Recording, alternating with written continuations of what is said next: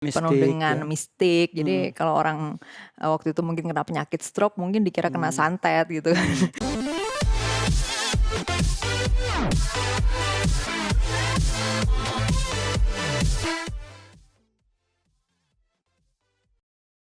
Hai Inspirers, gue Asep kembali. Gue akan cerita soal seseorang yang memang punya kontribusi bagi bangsa. Dan kali ini gue udah sama Kania di sebelah kanan gue. Dan kita akan ngobrol soal kontribusinya untuk bangsa ini kayak gimana sih. Dan idealismenya. Oke, Inspirers. Jadi Kania ini punya tokoh nasional yang menjadi inspirasi bagi dirinya. Kenapa sih kemudian menjadi sosok Tan Malaka ini menjadi sosok yang inspiratif buat seorang Kania, sorry. Dari karyanya itu sih yang Madilog ya. Menurut gue Sebentar, Inspirers tahu Madilog nggak?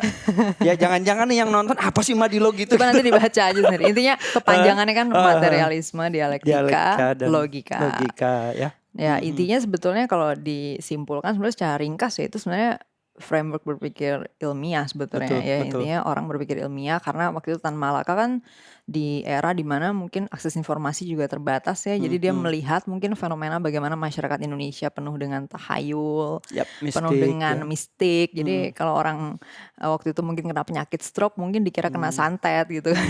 Padahal dulu belum ada internet gitu ya, belum ada apapun. Padahal itu adalah fenomena medis yang ternyata kan oleh orang-orang dari bangsa-bangsa lain, misalnya orang Jepang, orang Amerika, orang-orang Eropa yang mungkin lebih scientific, akhirnya bisa ditemukan solusi-solusinya kan. Nah jadi Tan Malaka di situ menurut gue memberikan fondasi pola pikir bangsa yang harus dibangun tuh gimana sih gitu loh. Kan pada saat itu kan dia juga salah satu founding fathers lah. Kita lagi sedang dalam rangka membangun bangsa Indonesia tuh kayak gimana sih. Nah sementara founding fathers yang lain sedang menancapkan tiang-tiang ideologi gitu kan, tiang-tiang nilai-nilai, norma-norma. Nah Tan Malaka itu memberikan tiang fondasi berpikir yang benar tuh harusnya gimana. Gila Inspirers. Agak berat sih memang obrolan kali ini. Sambil kalian cari-cari di Google ya, sambil dengerin kita ngobrol Madilog itu apa, Tan Malaka itu siapa. Dan by the way Tan Malaka adalah pahlawan nasional Indonesia. Jadi sudah ditetapkan oleh pemerintah melalui Kemensos tahun 63 oleh Presiden Soekarno.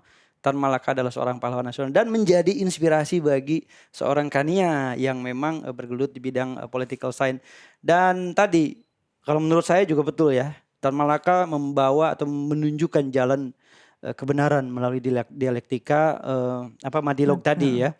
Nah, Inspirers gue mau nanya lagi lebih lanjut ke Kania ya kan. Gini nih, jadi tadi kan inspirasinya sudah nih menancapkan soal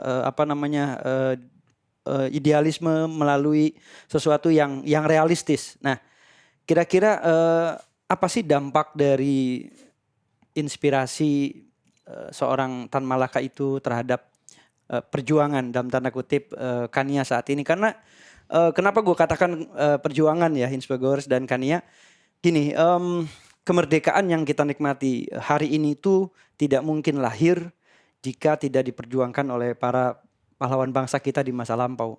Dan masa depan, kegemilangan di masa depan itu juga nggak mungkin bisa dinikmati oleh anak cucu kita, oleh kita sendiri ya, kalau kita tidak memperjuangkannya hari ini. Nah, yang dilakukan oleh seorang Kania, dan gue yakin Inspirers yang nonton, yang menyaksikan kita atau yang ngedengerin kita di Inspigo atau di YouTube, pasti juga sedang berjuang ya dalam rangka memajukan atau mencapai kegemilangan di masa depan itu dengan bidang masing-masing. Nah, seorang Tan Malaka telah menginspirasi seorang Kania, dan apa sih dampaknya dalam kehidupan sehari-hari yang Kania sedang jalankan saat ini kira-kira?